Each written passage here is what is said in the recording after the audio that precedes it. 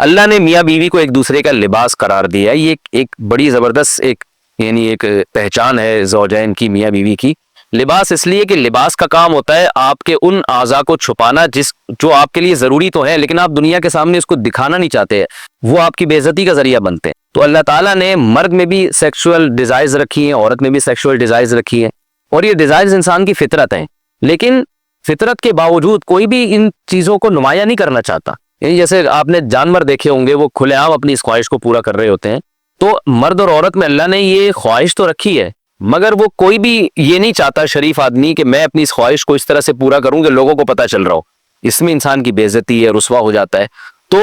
اندرون خانہ ہی میاں بیوی ایک دوسرے کی اس خواہش کو پورا کرنے کا ذریعہ بنتے ہیں, اور وہ ایک دوسرے کے ایک ایسی خواہش کو جو ایک عیب سمجھی جاتی ہے دنیا کی نگاہوں میں, اس عیب کو اندرون خانہ پورا کر کے اس کے چھپا دیتے ہیں ان عیبوں کو. اگر وہ میاں بیوی ایک دوسرے کے لیے لباس نہ بنے اور ایک دوسرے کی اس عیب پہ پردہ نہ ڈالیں, یعنی ایک دوسرے کی خواہش کی تکمیل کا ذریعہ نہ بنے, تو اس بات کا امکان ہوتا ہے کہ یہ دونوں مرد بھی اور عورت بھی کسی اور طریقے سے اپنی خواہش پوری کر کے دنیا کے سامنے ذلیل اور رسوا ہو جائے. ظاہر طوائف خانوں کا رخ کریں گے یا اور کسی طرح سے جو ہے نا زنا کی کوشش کریں گے, تو اس میں آخرت کی رسوائی بھی ہے اور بعض دفعہ دنیا کی رسوائی کا ذریعہ بھی بنتی ہے یہ چیز. رمضان کی راتوں میں الرفث الی نسائکم, اپنی عورتوں کی طرف بے پردہ ہو کے جانا یا بے لباس ہونا. ہن لباس لکم, وہ عورتیں یعنی تمہاری بیویاں تمہارا لباس ہیں, وانتم لباس لہن, اور تم ان کا لباس ہو. جب اسلام میں روزے فرض ہوئے تو حکم یہ تھا کہ افطاری کرنے کے بعد, جب آپ غروب آفتاب کے بعد افطاری کرتے ہیں نا, تو افطاری کرنے کے بعد جب تک آپ دوبارہ سو نہیں جاتے اس وقت تک آپ کو کھانے پینے کی اجازت ہے. اس وقت تک آپ کو کھانے پینے کی اجازت. ایک بات, جیسے ہی آپ کی آنکھ لگ گئی دوبارہ اٹھے تو بس اب کھانا پینا آپ پر دوبارہ کیا ہو گیا, حرام ہو گیا, یعنی روزہ آپ کا شروع ہو گیا. ایک حکم تو یہ تھا. دوسرا یہ تھا کہ جیسے روزے کی حالت میں زوجہ سے ہم بستری کی اجازت نہیں تھی, اسی طرح رمضان کی راتوں میں بھی زوجہ کے قریب جانے کی اجازت نہیں تھی, اور اس پر کفارہ تھا کہ 60 روزے مسلسل رکھنے پڑیں گے آپ کو. تو بعض صحابہ سے یہ کوتاہی ہو گئی. ایک صحابی رسول اللہ صلی اللہ علیہ وسلم کے پاس آئے, بڑا دلچسپ واقعہ ہے. ان سے رمضان کی رات میں اپنی زوجہ سے ہم بستری ہو گئی, تو آپ صلی اللہ علیہ وسلم نے فرمایا کہ وجہ کیا تھی, کیسے ہوا تم سے, کیوں ہو گیا یہ؟ تو انہوں نے فرمایا یا رسول اللہ, میری زوجہ کی پنڈلی میں نے دیکھی, اس پہ نظر پڑی, وہ انہوں نے کہیں اپنے پائنچہ اوپر کیا تو بس میں جو ہے وہ برداشت نہیں ہوا اور میں مجھ سے جمع ہو گیا. تو آپ صلی اللہ علیہ وسلم مسکرائے اور آپ نے فرمایا کہ 60 روزے رکھو. انہوں نے فرمایا یا رسول اللہ, ایک روزہ نہیں, اتنا مشکل ہے ایک روزہ رکھنا, تو 60 کیسے رکھوں گا؟ آپ نے فرمایا جو ہے 60 مسکینوں کو کھانا کھلاؤ 2 ٹائم کا. انہوں نے عرض کیا یا رسول اللہ, میں تو خود مسکین ہوں, میرے پاس تو کھلانے کے پیسے نہیں ہیں. تو اب اسلام میں اصل حکم تو یہ ہے کہ اگر روزے کی حالت میں آپ زوجہ سے ہم بستری کر لیں تو لگاتار 60 روزے رکھنے پڑتے ہیں. اس کی اگر استطاعت نہیں, یعنی آپ بوڑھے ہیں, بیمار ہیں, تو پھر آپ 60 مسکینوں کو 2 ٹائم کا کھانا کھلائیں. اس کی استطاعت نہیں ہے تو اب کچھ نہیں کرنا, ابھی انتظار کرنا ہے کہ جب استطاعت پیدا ہو جائے تو 60 مسکینوں کو کھانا کھلانا ہے آپ نے, ورنہ بیٹھے رہیں آرام سے. لیکن نبی صلی اللہ علیہ وسلم نے ان کی دلجوئی کے لیے اور کہ چلو کچھ تو تھوڑی بہت ان کو سزا ملے, تو آپ صلی اللہ علیہ وسلم نے ان کو حکم دیا کہ اچھا چلو 60 مسکینوں کو کھلا بھی نہیں سکتے, غریب ہو, تو پھر ایسا کرو کہ صحابہ کو حکم دیا. اچھا پھر انہوں نے فرمایا کہ آپ صلی اللہ علیہ وسلم نے فرمایا کہ ٹھیک ہے, صحابہ کو حکم دیا ان کے لیے کچھ چندہ کرو اور ان کو دو تاکہ یہ کسی غریب کو صدقہ کر دیں, کچھ تو تلافی ہو نا جو غلطی ان سے ہوئی ہے. تو صحابہ نے سب نے کچھ چندہ کیا اور ان صحابی کو پکڑایا کہ بھئی مدینہ میں کسی مسکین کو صدقہ کر دو. تو انہوں نے عرض کیا یا رسول اللہ, مجھ سے زیادہ مسکین کو صدقہ کروں میں, یعنی سب سے بڑا مسکین تو میں ہی ہوں. تو آپ صلی اللہ علیہ وسلم ہنس پڑے اور آپ صلی اللہ علیہ وسلم فرمائے جاؤ کھاؤ, ٹھیک ہے نا, کھاؤ اور اپنے اہل و عیال کو کھلاؤ. تو یہ بڑا زندگی کا معاملہ ہو گیا ان صحابی کے ساتھ.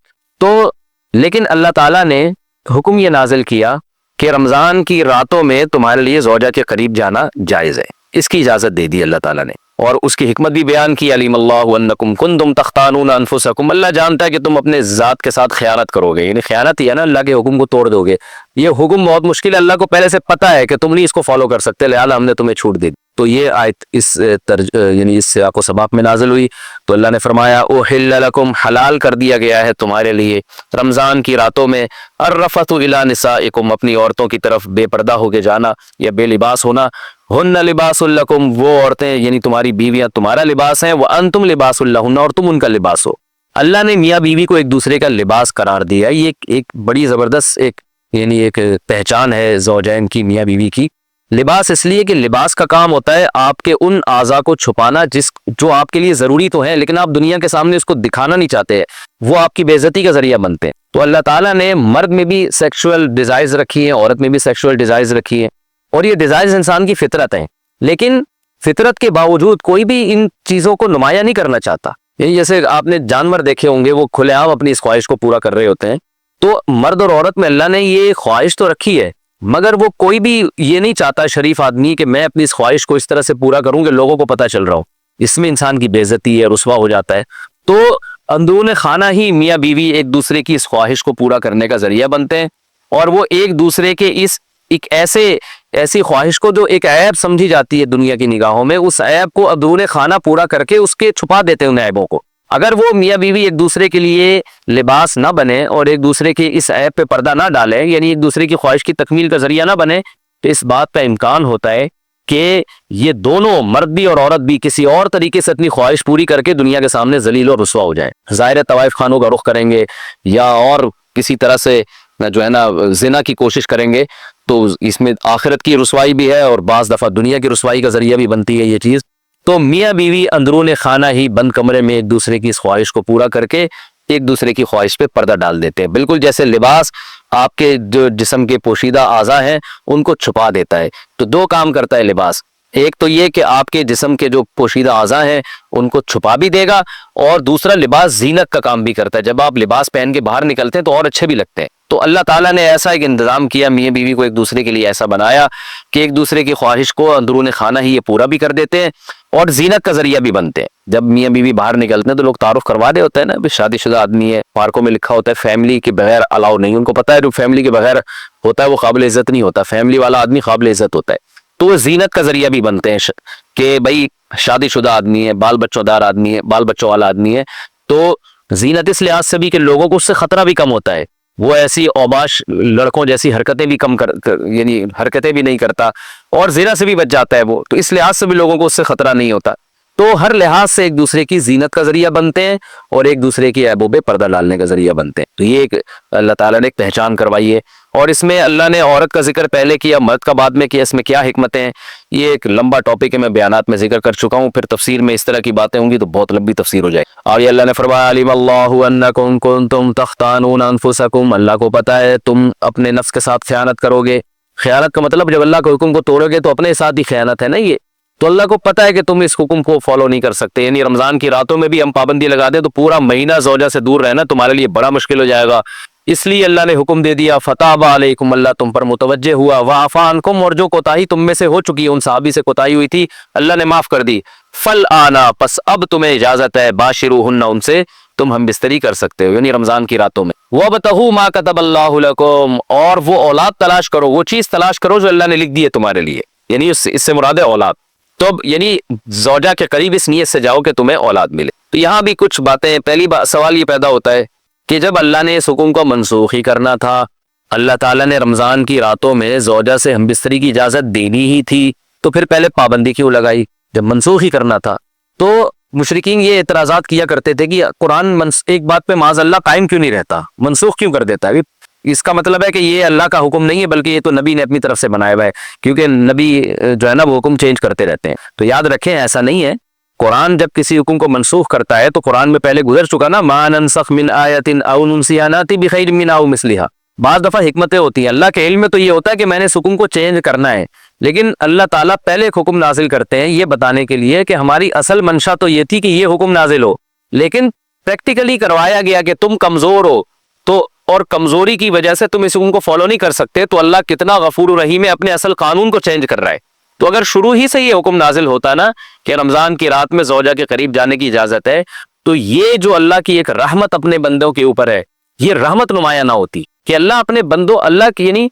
اللہ تعالیٰ نے بھی حکام میں لچک رکھی ہے، اور اپنے بندوں کے مزاج کی اور اپنے بندوں کے جو ہے وہ طبیعت کی اور ان کی طاقت اور قوت کو دیکھ کر اللہ نے حکام بنائے۔ اس کی مثال ایسے ہے جیسے 28ویں پارے میں آتا ہے کہ اللہ تعالیٰ نے صحابہ کرام کو حکم دیا تھا کہ جب نبی کے پاس جاؤ بات چیت کرنے کے لیے، آپ سے سرگوشی کرنے کے لیے، تو پہلے صدقہ کیا کرو، لیکن ابھی کسی صحابی نے صدقہ کیا ہی نہیں کہ اللہ نے حکم کو منسوخ کر دیا اور فرمایا کہ تمہارے لیے یہ حکم بہت شاق ہے، لہذا اب تمہیں اجازت ہے کہ بغیر صدقے کے نبی کے پاس چلے۔ تو وہاں بھی علماء حکمت بیان کرتے ہیں کہ اللہ تعالیٰ اگر شروع سے یہ حکم دے دیتا نا کہ بغیر صدقے کے چلے جاؤ، تو وہ جو اللہ تعالیٰ کی اپنے بندوں کے ساتھ ایک لطافت والا معاملہ ہے، رحمت والا معاملہ ہے، وہ ظاہر نہ ہوتا۔ تو یہاں بھی ایسا ہی ہے، اللہ نے فرمایا کہ ہمیں پتہ ہے کہ تم یہ حکم کو فالو کر سکتے، ہم نے حکم تو دیا ہے، تم دیکھو پریکٹیکلی کروا دیا اللہ تعالیٰ نے کہ تم سے اس پر عمل نہیں ہو رہا، لہذا جاؤ، تمہیں اجازت دی جاتی ہے کہ تم زوجہ کے قریب رات کو جا سکتے ہو، کوئی حرج نہیں ہے اس میں، لیکن جانے سے تمہاری نیت کیا ہونی چاہیے؟ وَابْتَغُوا مَا كَتَبَ اللَّهُ لَكُمْ، جو اولاد اللہ نے تمہارے لیے لکھ دی اس کو تلاش کرو۔ تلاش کا مطلب نیت کرو کہ شاید اللہ مجھے اس سے نیک صالح اولاد دے دے۔ اس سے اس پتہ چلتا ہے کہ اسلام اولاد کی کثرت پر کتنا حریص ہے، اور اللہ تعالیٰ کتنا چاہتے ہیں کہ اہل ایمان کی نسل بڑھے۔ قرآن میں ایک اور جگہ پر اللہ تعالیٰ نے زوجہ سے ہم بھی اس طریقے کا ذکر کیا، تو وہاں بھی اولاد کا تذکرہ کیا ہے۔ وَقَدِّمُوا لِأَنفُسِكُمْ، فرمایا کہ حالت حیض میں تم زوجہ کے قریب نہیں جا سکتے، لیکن جب تم زوجہ کے یعنی جب پاک ہو جائے تو پھر زوجہ کے قریب جاؤ۔ وَقَدِّمُوا لِأَنفُسِكُمْ، اور اپنی ذات کے لیے آخرت میں ذخیرہ کرو۔ تو یہاں بھی مفسرین کہتے ہیں کہ اس سے مراد ہے کہ اولاد پیدا کرنے کی نیت سے جاؤ تاکہ وہ آخرت میں تمہارے لیے ذخیرہ بنے۔ تو فیملی پلاننگ کی جو دعوت ہے نا، اس کا قرآن و سنت سے دور دور کا بھی کوئی واسطہ نہیں ہے۔ جیسے ڈاروین کا جو نظریہ ہے نا کہ انسان بندر سے وجود میں آیا ہے، یہ اسلام کے بالکل اگینسٹ ہے۔ اسلام نے صاف لفظوں میں کہا ہے، اور صرف قرآن نے نہیں، تورات اور انجیل میں بھی یہ بات ہے کہ براہ راست اللہ نے حضرت آدم کو مٹی سے پیدا کیا، اور پھر ان کی پسلی سے اللہ نے اماں حوا کو پیدا کیا۔ یہ انسان بندر کی کوئی ترقی یافتہ شکل ہرگز نہیں ہے۔ بندر بالکل ایک الگ نسل ہے، وہ ٹھیک ہے اس کی بہت ساری چیزوں میں انسان سے مماثلت ہے، وہ ایک الگ بات ہے، لیکن اور مماثلت اس لیے کہ اللہ نے قرآن میں فرمایا کہ امم امثالکم، قرآن میں جگہ آتا ہے کہ یہ جتنے بھی مخلوق ہے نا، یہ تمہاری طرح کی ایک امت ہے، یعنی ان میں اللہ تعالیٰ نے بہت ساری چیزیں سیم رکھی ہیں تاکہ انسان ان سے مانوس ہو۔ یہ جانور کوئی الگ ہی خلائی مخلوق ہوتے تو پھر انسان جو ہے نا ان جانوروں سے مانوس نہ ہوتا، ان میں دلچسپی نہ لیتا۔ جیسے کوئی جن کو دیکھ کے لوگ ڈر جاتے ہیں، تو ایسے شیر کو دیکھ کے بھی لوگ ڈر جاتے ہیں۔ تو اللہ نے کچھ نہ کچھ مماثلت اس نیت سے رکھی ہے کہ انسانوں میں اور جانوروں میں کچھ مماثلت رہے، کہ انسان کو تھوڑی بہت ان سے انسیت ہو۔ تو اسی طرح جو فیملی پلاننگ کی جو دعوت ہے کہ بچے دو ہی اچھے اور نسل کو کم کرو، یہ اسلام کے بالکل اگینسٹ۔ تو اب دیکھیں ٹاپک اولاد کا چل نہیں رہا، لیکن بات آئی ہے زوجس کے قریب جانے کی، تو اللہ نے بتا دیا کہ یہ تو عمل ہی اس لیے رکھا گیا ہے کہ یہ اصل میں تو اس کا مقصد ہی اولاد ہے۔ باقی فیملی پلاننگ کن صورتوں میں جائز ہے، کن صورتوں میں ناجائز ہے، کب مکروہ ہے، کب حرام ہے اور کب مستحب ہے، یہ اس کے ایک الگ احکام ہے جو میں بیانات میں بتاتا رہتا ہوں، وہ آپ کسی بھی علماء سے آپ پوچھ سکتے ہیں، اس کا بھی تفصیل کا یہاں۔ تو ایک حکم تو یہ منسوخ کیا گیا۔ دوسرا وَكُلُوا وَاشْرَبُوا حَتَّى يَتَبَيَّنَ لَكُمْ، رمضان کی راتوں میں تو کھانے پر پابندی تھی کہ اگر آنکھ لگ گئی تو اب بس گئے۔ تو بعض صحابہ جو تھے وہ غلطی سے ان کی آنکھ لگ گئی، اٹھے تو پتہ چلا بھئی یہ تو اب تو کھانا پینا حرام ہو گیا، وہ 24 گھنٹے کا روزہ ہونے لگا ان کا۔ تو اللہ نے فرمایا اب تمہیں اجازت دی جا رہی ہے، کلوا واشربوا، کھاؤ اور پیو، حتیٰ یہاں تک کہ یتبین لکم الخیط الابیض من الخیط الاسود، کہ تمہارے لیے سفید دھاگا سیاہ دھاگے سے ممتاز اور جدا ہو جائے فجر کے وقت سے۔ یعنی سیاہ دھاگا سے مراد ہے کہ دھاگے سے مراد ہے لائن۔ جب مشرق کی طرف سورج نکلنا شروع ہوتا ہے نا فجر کے وقت میں، تو پہلے تو اندھیرا ہوتا ہے جب سورج نیچے ہوتا ہے، جیسے ہی سورج اوپر آتا ہے تو ایک روشنی ایسے سیدھی پھیلتی ہے، یوں نیچے سے اوپر کی طرف ایسے، تو عمود جسے کہتے ہیں۔ جب یہ روشنی ہوتی ہے تو اس کو صبح کاذب کہتے ہیں، جھوٹی صبح، یہ صحیح صبح نہیں ہے۔ پھر کیا ہوتا ہے کہ پھر ایک روشنی اس طرح پھیلنا شروع ہوتی ہے، یعنی ایسے اس طرح جو ہے نا لائن کی شکل میں سیدھی لیٹی بھی جسے لائن کہتے ہیں، اس طرح جو روشنی پھیلتی ہے وہ صبح صادق ہوتی ہے۔ اور ان دونوں لائنوں کے درمیان جو فرق ہے نا وہ تقریباً کراچی اور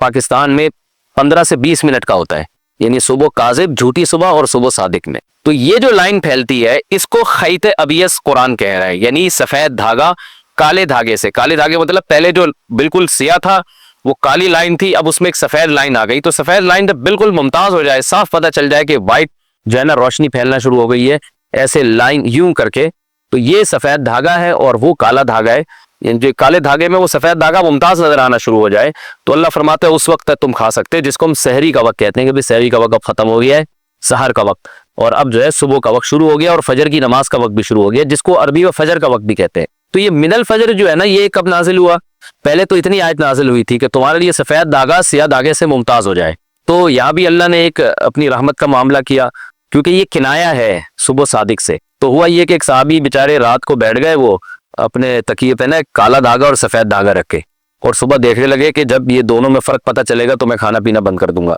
تو نبی صلی اللہ علیہ وسلم نے ان کو فرمایا کہ بھائی اس سے مراد صبح شادی کے یہ نہیں کہ واقعی سفید دھاگا لے کے بیٹھ جاؤ. تو پھر اللہ تعالیٰ نے من الفجر کا لفظ بھی آسمان سے نازل کیا. صرف من الفجر یہ لفظ نازل ہوا کہ اس سے مراد کیا ہے؟ فجر. ثم اتموا الصیام الی اللیل، تو اس وقت تک تم کھا سکتے ہو، اس کے بعد مکمل کرو روزوں کو رات تک. رات سے مراد غروب آفتاب ہے. اصل میں تو رات عشاء کے وقت سے داخل ہوتی ہے، لیکن غروب آفتاب کو بھی عربی میں یعنی سورج جب غروب ہو جائے تو اس کو بھی رات کا وقت کہہ دیا جاتا ہے مجازن. تو اس میں پوری امت کا اجماع ہے سوائے شیعہ حضرات کے، وہ جب ستارے طلوع ہوتے ہیں تو اس وقت وہ کرتے ہیں، ورنہ پوری امت جو اہل سنت والجماعت کے چاروں مکاتب فکر ہے، حنفی، مالکی، شافعی، احمد بن حنبل اور صحابہ کرام، یہ سب اس پر تقریباً متفق ہیں کہ غروب آفتاب کا وقت ہے اصل. اور نبی صلی اللہ علیہ وسلم سورج غروب مکمل غروب ہوتے ہی روزہ کھول لیا کرتے تھے. تو اللہ نے اجازت دے دی کہ اس وقت تک جو ہے نا روزے کو مکمل کرو. وَلَا تُبَاشِرُوهُنَّ وَأَنْتُمْ عَاكِفُونَ فِي الْمَسَاجِدِ، اور مسجدوں میں جب تم ہو اعتکاف میں تو پھر زوجہ کے قریب مت جاؤ. یعنی اللہ تعالیٰ نے رمضان کی راتوں میں تو زوجہ کے قریب جانے کی اجازت دے دی، تو اس سے یہ وہم ہو سکتا تھا کسی کو کہ بھئی ٹھیک ہے ہم اعتکاف میں اگر ہیں تو رات میں اللہ نے تو اجازت دی ہے تو اب چلو اعتکاف سے نکل کے گھر سے جا رہے ہیں بیگم سے ملاقات کرنے کے لیے، کوئی ان کو روک رہا ہے بھائی اس کی اجازت نہیں ہے، تو کہ اللہ نے تو قرآن میں کہا ہے کہ رمضان کی راتوں میں تمہیں اجازت ہے. تو اللہ نے بتا دیا کہ اعتکاف والوں کو اجازت نہیں ہے. اعتکاف میں اگر کوئی زوجہ سے ہم بستری کر لے گا تو وہ روزہ اس کا ٹوٹ جائے گا. اور صرف ہم بستری نہیں، اور جو ہم بستری کے مقدمات ہیں بوس و کنار وغیرہ اس کی بھی اعتکاف میں اجازت نہیں. تلک حدود اللہ فلا تقربوها، یہ اللہ کی حدود ہے ان کے قریب مت جاؤ. اس طرح اللہ اپنی آیتیں لوگوں کے لیے کھول کھول کے بیان کرتا ہے تاکہ لوگ تقوی اختیار کریں. اور یہ آخری آیت کا ترجمہ کر دیتا ہوں، یعنی تھوڑی تفسیر بیان کر دیتا ہوں، اس کے بعد پھر انشاءاللہ اس پورے رکوع کے صرف علمی نقطے رہ جائیں گے، وہ میں اگلے ایپیسوڈ میں بیان کروں گا. وَلَا تَأْكُلُوا أَمْوَالَكُمْ بَيْنَكُمْ بِالْبَاطِلِ، اور ایک دوسرے کا مال لاحق طریقے سے مت کھاؤ. جتنے غلط طریقے کسی کا مال کھانے کے سب کو حرام کر دیا، اور ایک طریقے کو اللہ نے خاص طور پہ ہائی لائٹ کیا ہے. وہ کیا ہے کہ براہ راست بعض لوگ نہیں کھاتے، حکمرانوں کو، تھانے والے کو، ایس ایچ او صاحب کو، ڈی ایس پی صاحب کو پیسے کھلا کے بھی لوگوں کا مال کھا رہے ہوتے ہیں، اپنے حق میں مقدمہ کروا رہے ہوتے ہیں. تو اللہ فرماتے ہیں حکام کو پیسوں کی لالچ دے کے پیسوں کے ذریعے خریدنے کی کوشش مت کرو کہ تم اس کے ذریعے لوگوں کا مال کھانا شروع کر دو، یہ بھی حرام ہے. وَأَنْتُمْ تَعْلَمُونَ، جبکہ تمہیں پتہ ہے کہ یہ کتنا بڑا جرم ہے. اللہ نے مال نہ کھانے کو کتنا بڑا جرم قرار دیا، تو رشوتیں دے کے بھی کسی کے مال کو ناجائز ہتھیانے کی کوشش